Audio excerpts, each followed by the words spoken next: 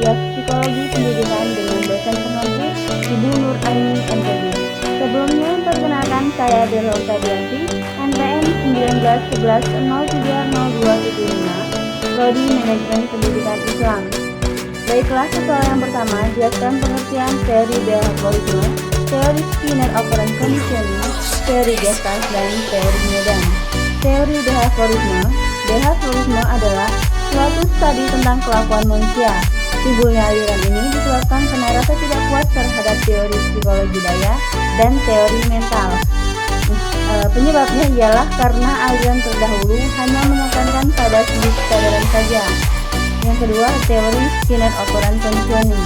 Operant conditioning atau pengkondisian operan adalah suatu proses penguatan perilaku operan, penguatan positif atau negatif, yang dapat mengakibatkan perilaku tersebut dapat berulang kembali atau menghilang sesuai dengan keinginan. Teori Gestalt. Menurut Kova, Gestalt adalah penemuan gejala yang tiap anggotanya hanya mempunyai sifat atau watak dalam hubungannya dengan bagiannya, sehingga merupakan suatu kesatuan yang mengandung arti, dan tiap-tiap bagian terdapat arti dari keseluruhan itu. Yang selanjutnya ada teori Medan. Teori Medan dari Kurt Lewin mengemukakan bahwa siswa dalam situasi belajar berada dalam suatu proses medan atau lapangan psikologi. Yang kedua, jelaskan prinsip-prinsip teori behaviorisme. Terdapat 3 prinsip dalam aliran behaviorisme. Yang pertama, menekankan respon kondisi sebagai elemen atau pembangun pelaku. Kondisi adalah suatu lingkungan eksternal yang hadir di kehidupan. Pelaku muncul sebagai respon dari kondisi yang mengelilingi kemanusiaan dan hewan. Yang kedua, ada perilaku yang dipelajari sebagai konsekuensi dari pengaruh lingkungan. Maka sesungguhnya perilaku terbentuk karena dipelajari. Lingkungan yang akan memberikan contoh dan individu akan belajar dari semua itu. Yang ketiga, ada memusatkan pada perilaku hewan.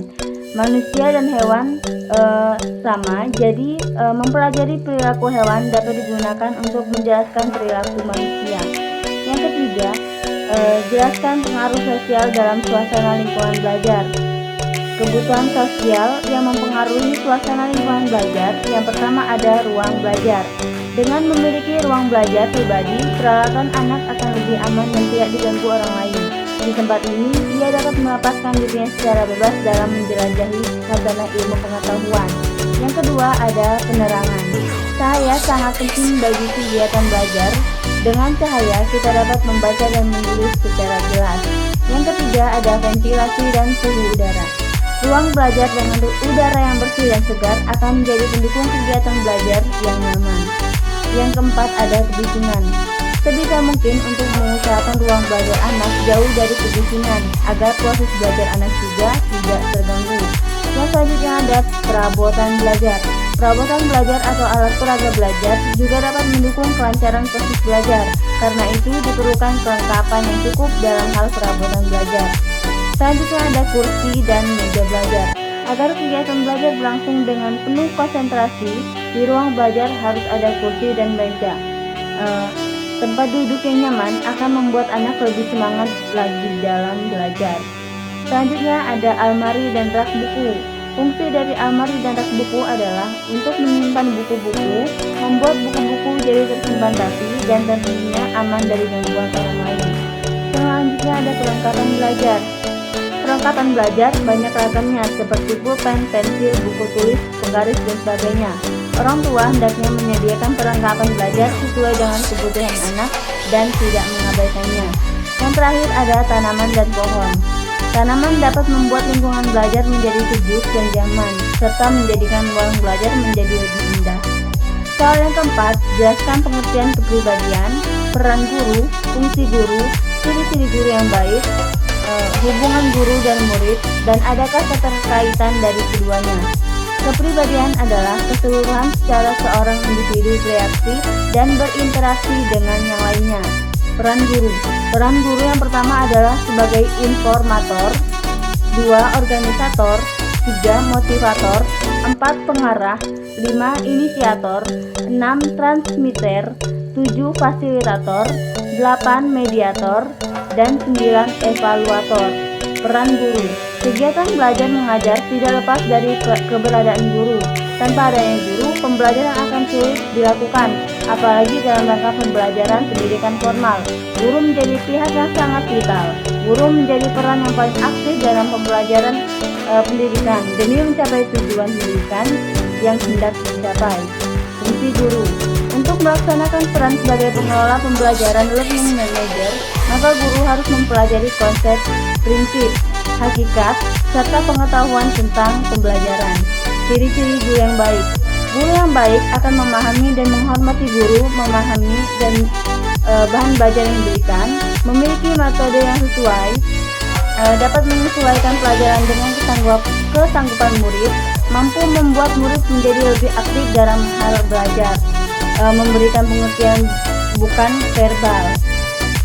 Hubungan guru dan murid. Murid mempunyai sifat yang relatif stabil. Ciri khas hubungannya yaitu ada keterkaitannya. Bukan lagi hubungan hierarki antara atasan dan bawahan. Dalam mempelajari suatu ilmu, terdapat proses belajar dan mengajar. Terdapat adanya guru yang potensial dan murid yang potensial.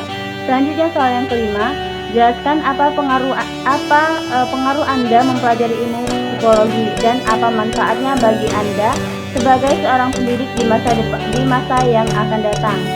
Kedudukan psikologi dalam pendidikan itu sangat penting. Ilmu psikologi inilah yang dapat mempermudah guru dalam mendidik siswanya. Jika guru tidak memiliki pemahaman psikologi yang baik, maka itu akan menghambat kelancaran dalam proses pembelajaran. Adapun manfaatnya yaitu dapat membantu guru memahami peserta didik, memahami gejala psikologi dalam mendidik siswa, memahami kemampuan potensi peserta didik.